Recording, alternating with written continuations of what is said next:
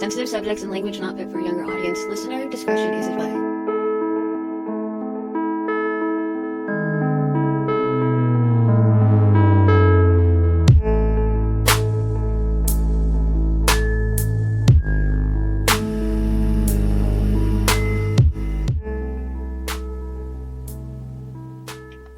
Hey everyone, I hope everyone's doing amazing. I just wanted to explain a little bit before we jump into this episode what's going on. So I was in a very controlling and isolating relationship. I was not allowed to talk to anybody at all. So sometimes when things became too much, I would turn my phone on and just talk to my camera and just let it all out. And it's very real, very raw. It's just, it's really sad to listen to now. This is a couple years ago that I recorded this, but I call this the sound of deep addiction. I hate myself. My kids fucking hate me. And I cry not because I feel sorry for myself, it's like I feel sorry for my fucking kids, man.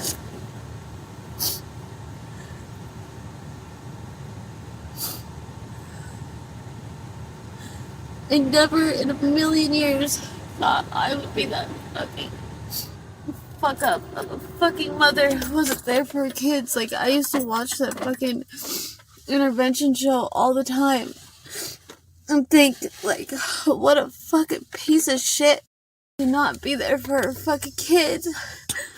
Like, what kind of bitch just fucking chooses drugs over her fucking kids? I can't even, like, think of their faces. This shit hurts so fucking bad. I just want to fucking kill myself.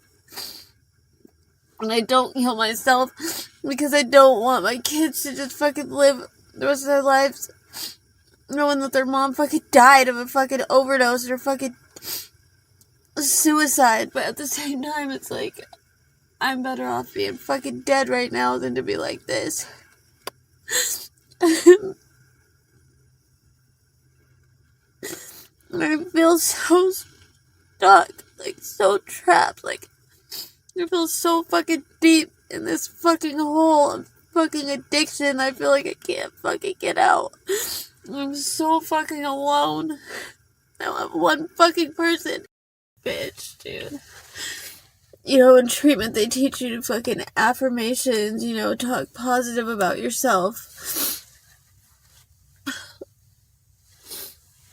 You know, build yourself up so you have self-worth and blah blah blah. But it's like, I don't have anything positive about me anymore.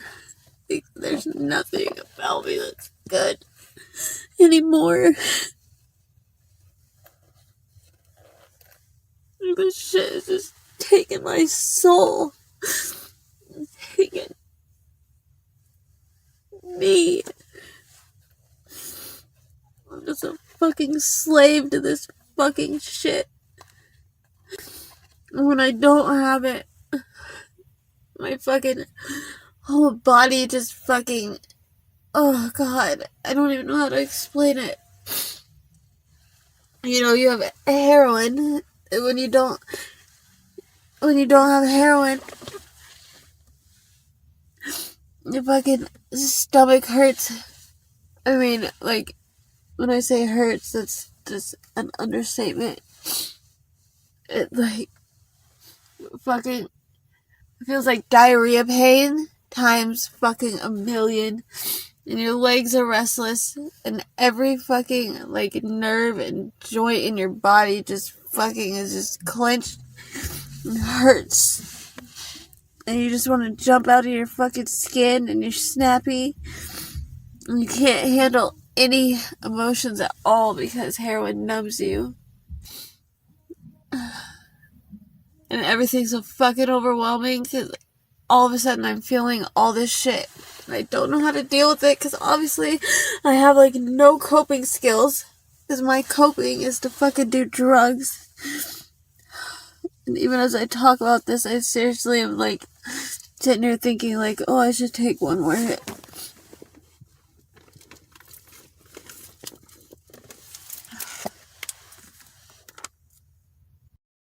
You know, I didn't do drugs.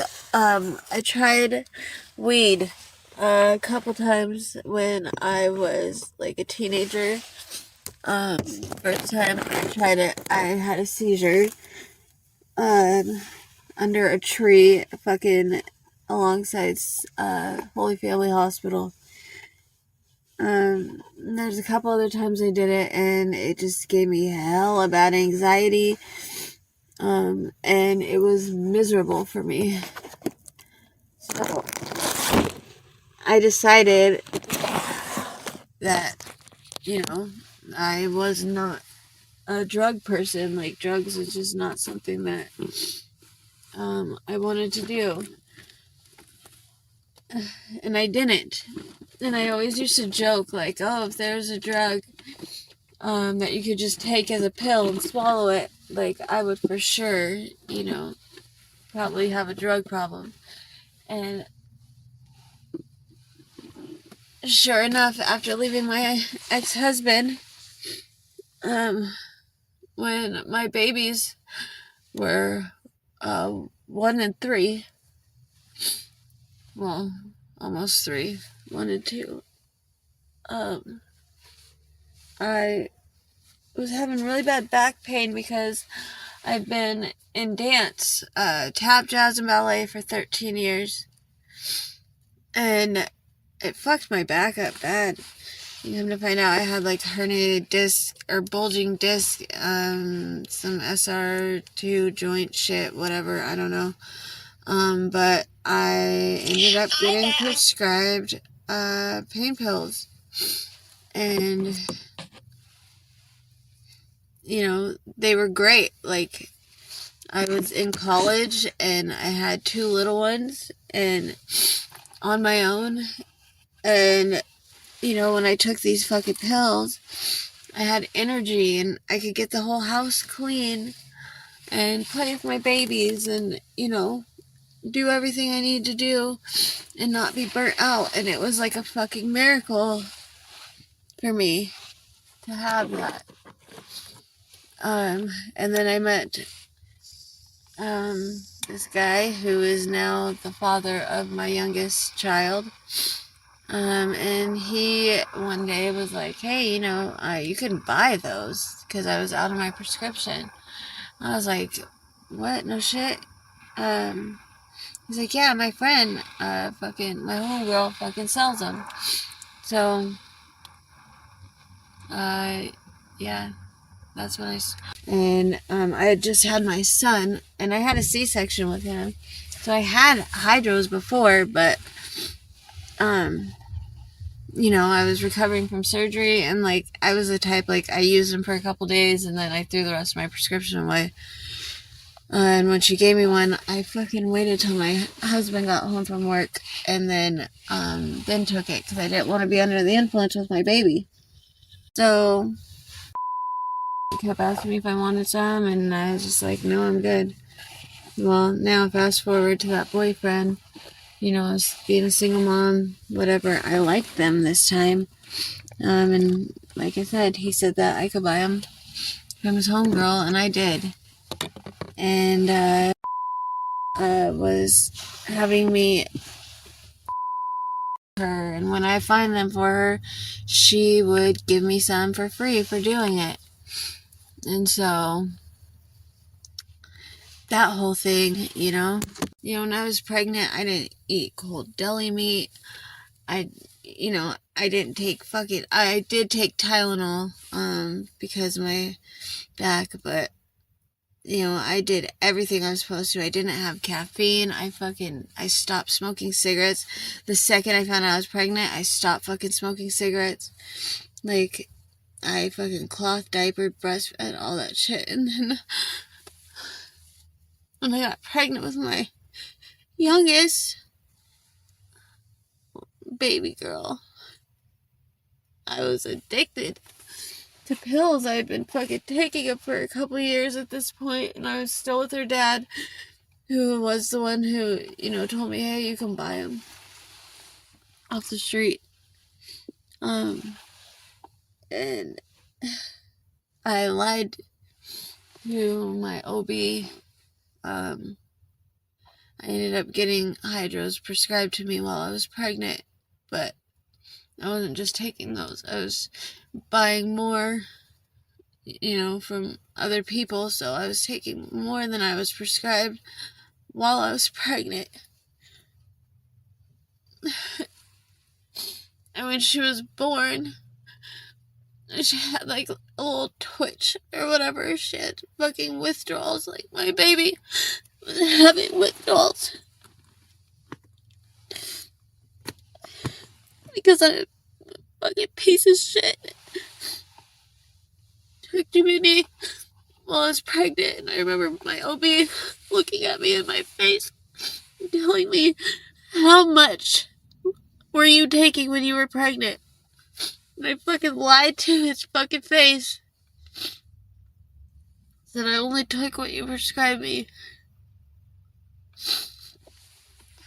The first 24 hours after she was born, they had to monitor her to see how bad her withdrawals were and everything. And I felt so fucking guilty and so unworthy of her that I had him burn my tubes, cauterize them while I was in the hospital so I couldn't have any more kids. Because I felt like I fucking deserved to have her.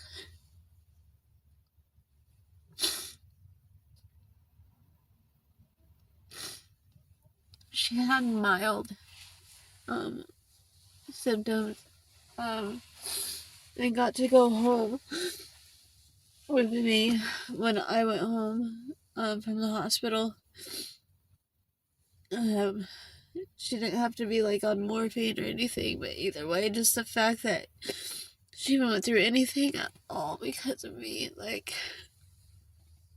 it's like the literal scum of the fucking earth. And I fucking smoked cigarettes while I was pregnant with her too, and she has asthma. Like, God. And people ask like why I'm not fighting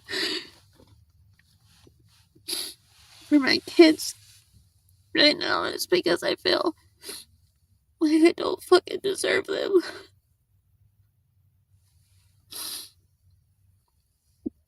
And because I've relapsed twice now after them being so excited that I went to treatment, that I was getting better, and I could be his mommy again, especially my baby. Only for me to fucking relapse and disappoint them.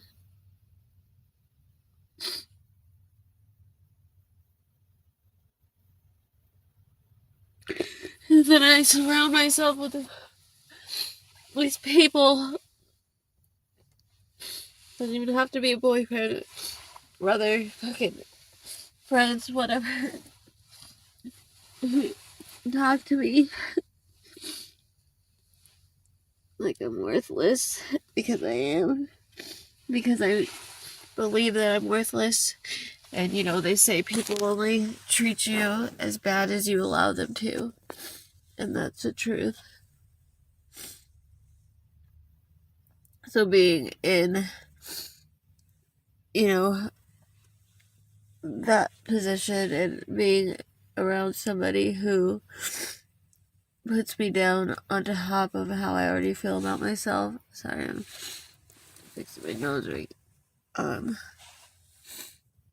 It just makes my lack of self-worth fucking a million times worse. And what kills me the fucking most, because like, my kids, Dad won't allow me to talk to my kids. And what kills me the most is that they probably go to bed at night thinking that I don't think about them, or thinking that I don't care, and I do. Like, this shit hurts so fucking bad. Like, every day feels like the day that they fucking went to live with their dad. That day when they went to live with their dad, and I walked into their bedrooms in the house that I had just me and my kids for 6 years. And when I walked into their bedrooms and they were empty, like, my fucking soul died. Like, my purpose, my drive, my motivation, my everything, my heart.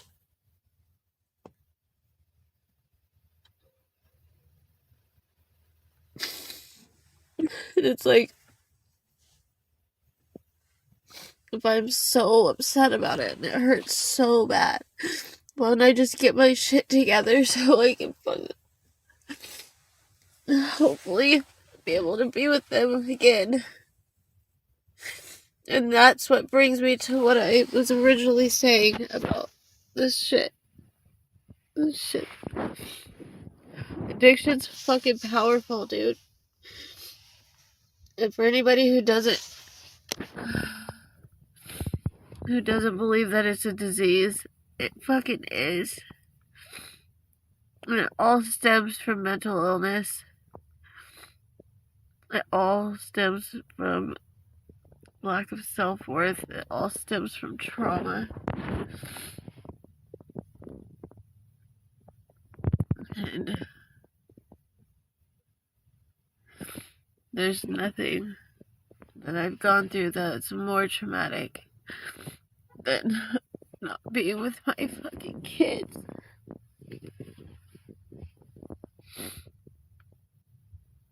And I sit in silence. I can't even bring my kids up because it fucking makes me... Just the pain, dude. The pain. I just randomly have panic attacks all the time. Like, hoping that they're okay.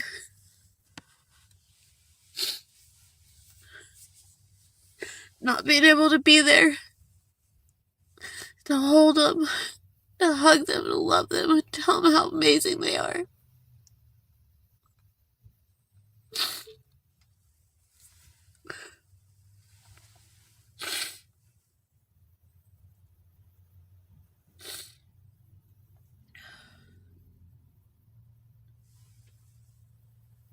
I need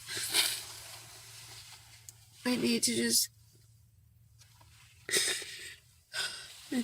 do it again.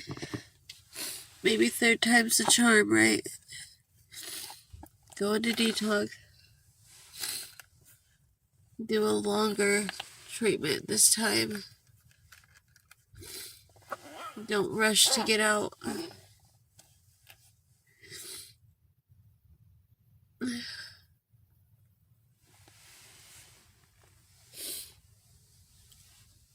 The best way to describe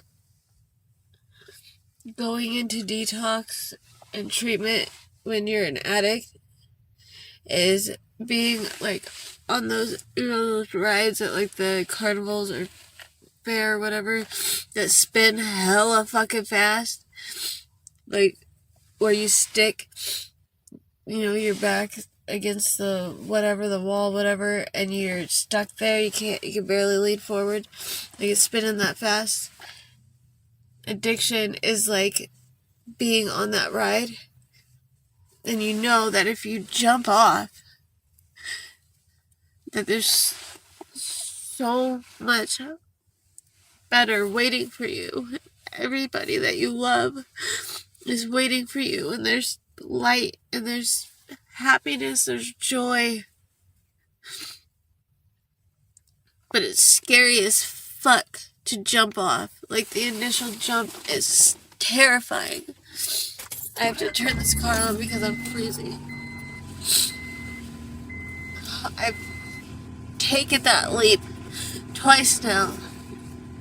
And the first time I went in, I was fucking motivated. I was set. I was fucking done doing drugs. Done with this fucking life. There's nothing, nobody that was gonna make me fucking change my mind. And then I went to court to finally see my youngest.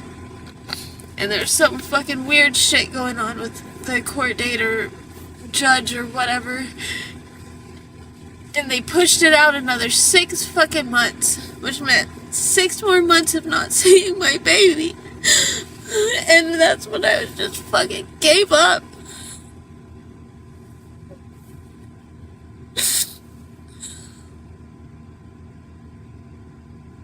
They're my motivation. They're my fucking everything. Without them, it's like there's no point. There's no fucking point. I don't want to be here anymore. I fucking hate myself. Like, I could see myself right now recording this video and just looking at my face just fucking makes me sick. I'm going to die if I don't get help.